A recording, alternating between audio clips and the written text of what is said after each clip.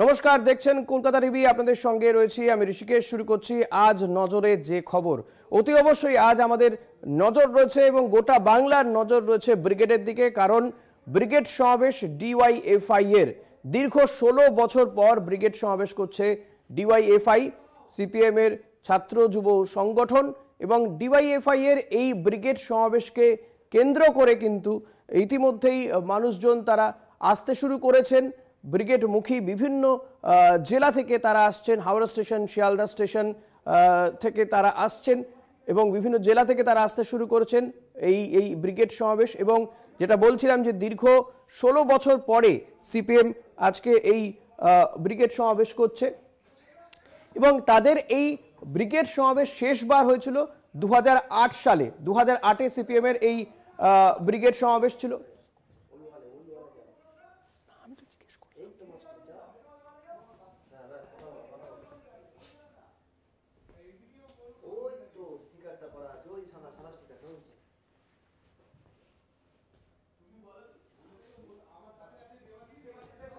এই নিয়ে আমরা কথা বলবো। আমাদের প্রতিনিধি দেবাশিস সেনগুপ্ত রয়েছেন এই মুহূর্তে আমার সঙ্গে। দেবাশিস, যেটা বলছিলাম আমি দর্শকদের, যে দীর্ঘ প্রায় 16 বছর পরে ডিওয়াইএফআই তারা আজকে এই ব্রিগেড সমাবেশ করছে। অর্থাৎ লাস্টবার যখন ব্রিগেড সমাবেশ হয়েছিল ডিওয়াইএফআই এর, সেটা ছিল 2008 সালে। তখন বামেরা ক্ষমতায় ছিল এই রাজ্যে। আর আজ যখন ডিওয়াইএফআই এর ব্রিগেড সমাবেশ হতে চলেছে, তখন তারা ক্ষমতার থেকে অনেক যোজন দূরে, কারণ বিধানসভাতে একটিও আসন নেই। আজকের এই সমাবেশকে ঘিরে ডিওয়াইএফআই এর কর্মী সমর্থক, বাম কর্মী সমর্থকরা, তারা এই বিষয়টাকে কিভাবে দেখছেন, কত সংখ্যক মানুষের উপস্থিতি তারা এক্সপেক্ট করছেন?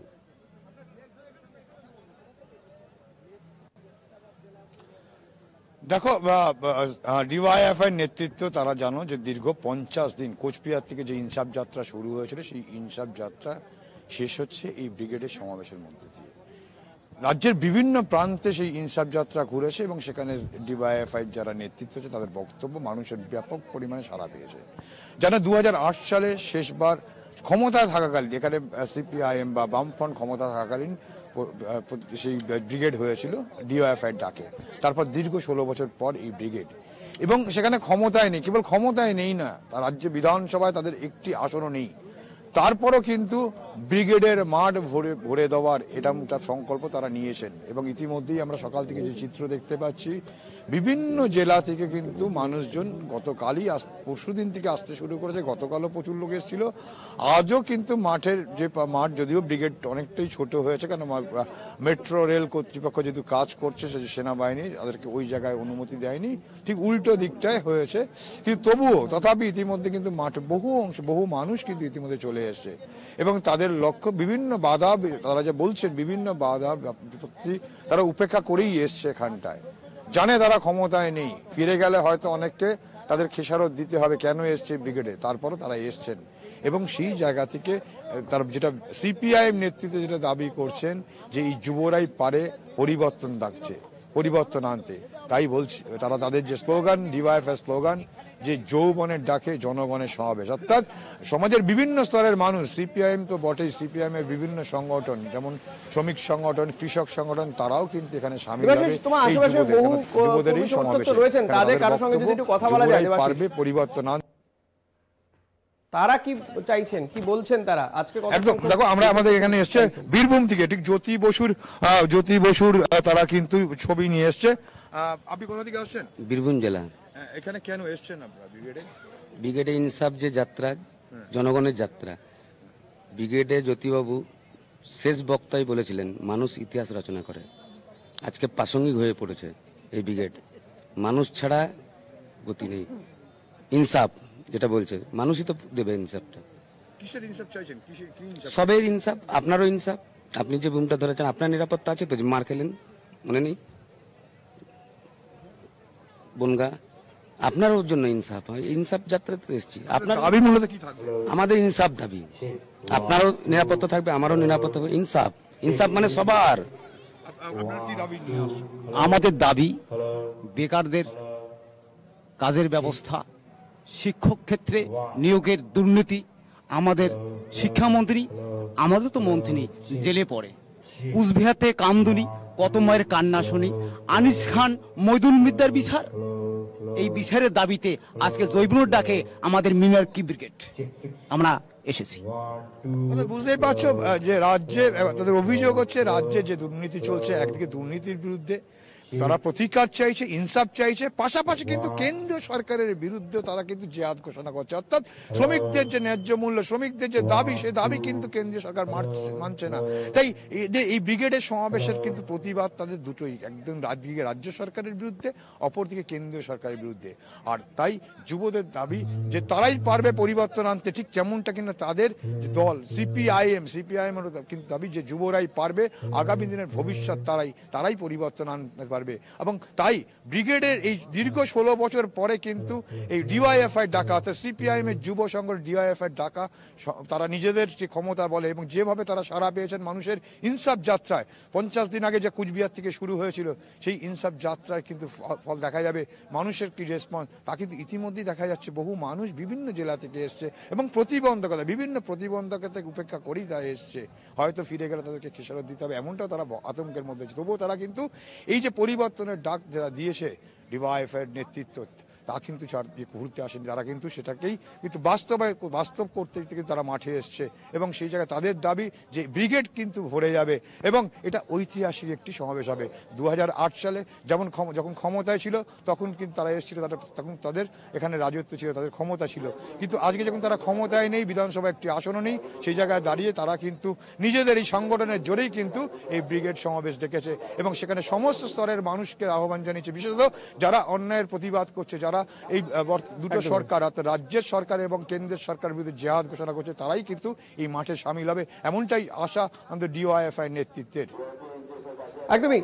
দেবাশিস, আরেকটা বিষয় একটু তোমার কাছ থেকে জানতে চাইবো যে আজকে এই, যদিও এটা ডিওয়াইএফআই এর ব্রিগেড সমাবেশ, কিন্তু আমি জানতে চাইবো যে এই মোহাম্মদ সেলিম সহ আর কোন কোন নেতারা উপস্থিত থাকবেন আজকের এই যুবদের যে ব্রিগেড সমাবেশ, সিপিএম এর যুব শাখার যে এই ব্রিগেড সমাবেশ?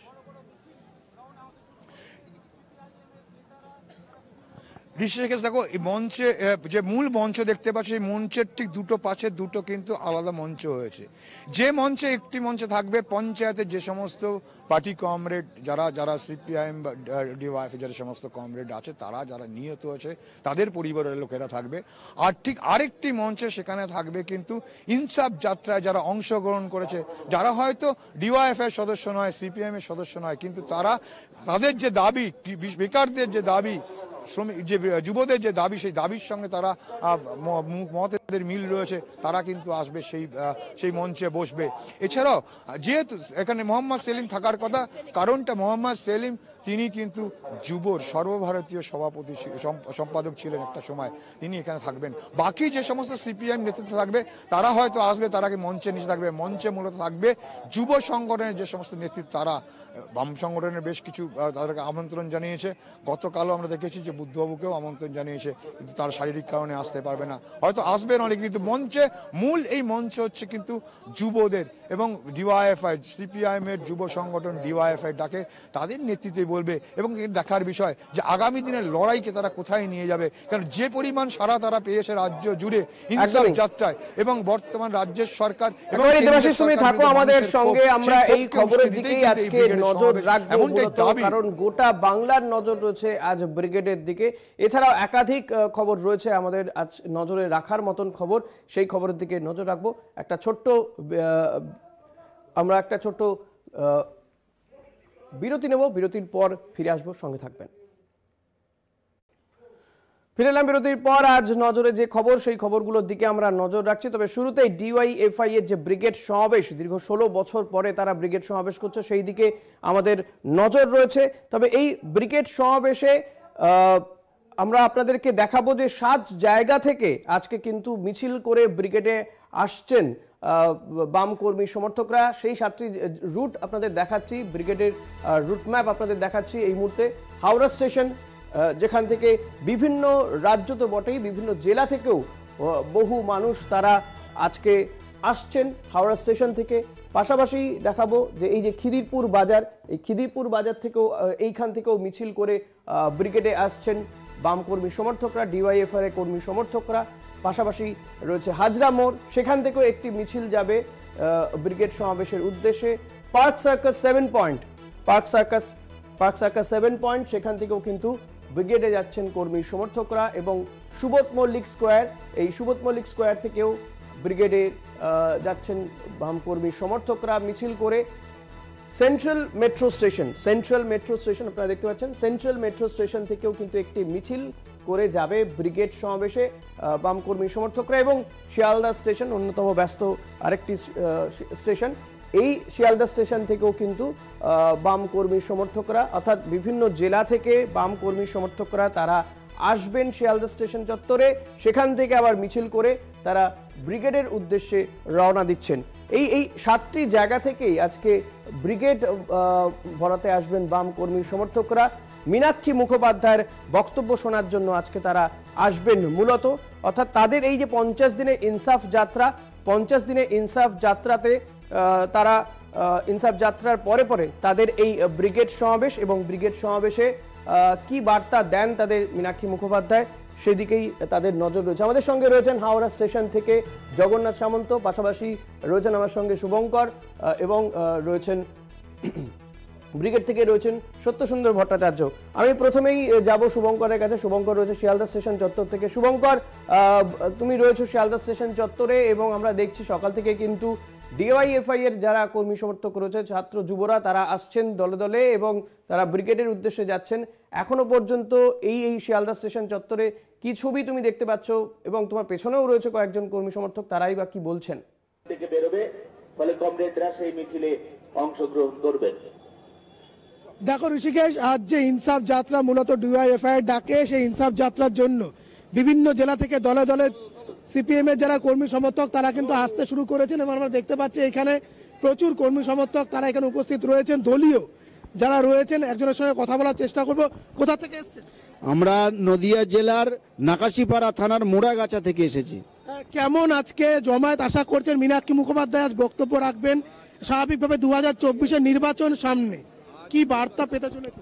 আমি তো মনে করছি যে আমি 1984 সাল থেকে ব্রিগেডে আসি, এবং এইবারই হচ্ছে সর্বোচ্চ জমায়েত হবে, এবং যৌবনের ডাকে যে ব্রিগেড, সে ব্রিগেড উত্তাল হবে, এবং সেই উত্তাল জনগণের যে ব্রিগেড, সেই ব্রিগেডে সাক্ষী থাকার জন্য এই বয়সেও আমাকে এখানে ব্রিগেডে আসতে হয়েছে। তৃণমূলের মুখপাত্র কুণাল ঘোষ এই ধরনের সমাবেশকে আমল দিতে নারাজ। তিনি বলছেন সিপিএম শূন্য, বামেরা শূন্য, এই ব্রিগেডের কোনো অর্থই। আপনাদের মনে আছে, আপনারাই যে কুণাল বাবু একটা সময় জেল খেটেছিল, সেই জেল খেটা আসামির কাছ থেকে আমরা কি শুনবো?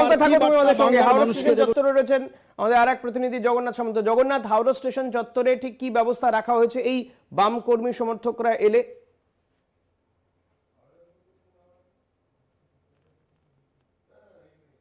একেবারে সকাল থেকে নজর করা যাচ্ছে এই যে রাজ্যের বিভিন্ন অঞ্চল থেকে এবং জেলার বিভিন্ন অঞ্চল থেকে ট্রেনে করে যে সমস্ত বাম যুব সংগঠনের নেতা নেত্রীরা আসছে, তাদের যাতে ব্রিগেডের দিকে যেতে কোনো রকম অসুবিধা না হয় সেই দিকে নজরদারি রয়েছে। পাশাপাশি হাওড়া স্টেশন একটি গুরুত্বপূর্ণ এবং তাৎপর্যপূর্ণ, কেননা হাওড়া স্টেশন একটা জংশন, যেখান থেকে ব্রিগেডে যাওয়ার জন্য প্রচুর সমর্থকরা আসছে, এবং কানেক্টিং জায়গা এটা। এখান থেকে লঞ্চের পরিষেবা করা হয়েছে। প্রথম দিকে দেখা গেছিল লঞ্চ পরিষেবা একটু বিঘ্ন হচ্ছিল, সমস্ত লঞ্চ পরিষেবা বন্ধ করে দেওয়া হয়েছিল গেট, কিন্তু বামেদের চাপে এবং বামেদের সমর্থকদের বিক্ষোভ এখানে দেখাতে শুরু করে তারপরে একটি জেটি পুরোপুরি খুলে দেওয়া হয়েছে, সেই লঞ্চে করে ব্রিগেডের উদ্দেশ্যে রওনা দিচ্ছে, এবং হাওড়া ব্রিজকে ব্যবহার করা হচ্ছে। দ্বিতীয় হুগলি সেতু দিয়েও প্রচুর সমর্থকরা যাচ্ছে, ছাত্র যুব সংগঠনের ডিওএফআই সমর্থকরা, এবং দ্বিতীয় হুগলি সেতু, হাওড়া ব্রিজ এবং লঞ্চ ঘাটে 3টে পরিষেবা দিয়ে ব্রিগেডের উদ্দেশ্যে যাচ্ছে। হাওড়া সিটি পুলিশ তৎপরতা রয়েছে যাতে এই যে হাজার হাজার সমর্থকরা আসছে তাদের যাতে ব্রিগেড যেতে কোনো অসুবিধা না হয় সেই দিকে নজরদারি। এবং শুভঙ্কর, তোমরা থাকো আমাদের সঙ্গে, আবারও তোমাদের সঙ্গে আমরা এই নিয়েই কথা বলবো। নিঃসন্দেহে বামেদের এই ব্রিগেড সমাবেশ, সেই ব্রিগেড সমাবেশে সেই মানুষজন আসছেন, মিছিল করে আসছেন, সেই ছবি আপনাদেরকে দেখাবো একটা ছোট্ট বিরতির পর। সঙ্গে থাকবেন। আজ ডিওয়াইএফআই এর ব্রিগেড সমাবেশ, তবে এই ব্রিগেড সমাবেশকে কটাক্ষ করতে ছাড়েননি শাসক দলের মুখপাত্র কুণাল ঘোষ। কি বলেছেন শোনাবো। ডিওয়াইএফআই এর ব্রিগেড সমাবেশের নামে কিছু লোক আজ ব্রিগেড যাবেন, যে লোকগুলো সিপিএম কে ভোট দেবেন না, অর্থাৎ সিপিএম এর কাছে তো ব্রিগেড নতুন নয়, 21 সালেও তো ব্রিগেড করেছে, তারপর শূন্য পেয়েছে। ব্রিগেডে এত মানুষ এলো, আরে ঘোড়ার ডিম সিট তো সেই গিয়ে শূন্য। বিজেপিকে ভোট দিচ্ছে সিপিএম। সিপিএম এর যারা যাবেন আজকে লাল ঝান্ডা নিয়ে, তারা চক্ষু লজ্জায় তো বলতে পারবেন না।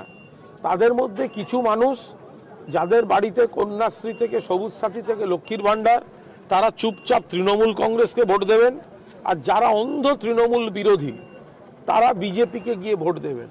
সিপিএম এর খাতা তো থাকবে শূন্য। 42টা সিটে সিপিএম এর ক্ষমতা থাকলে একা লড়ুক, জামানত জব্দ হবে, শূন্য পাবে, তো ব্রিগেডের ভ্যালু কি আছে? ব্রিগেডের ভ্যালু নেই। এখন এই পর্যন্তই। আপনি দেখতে থাকুন কলকাতা টিভি, রাত দিন 7 দিন।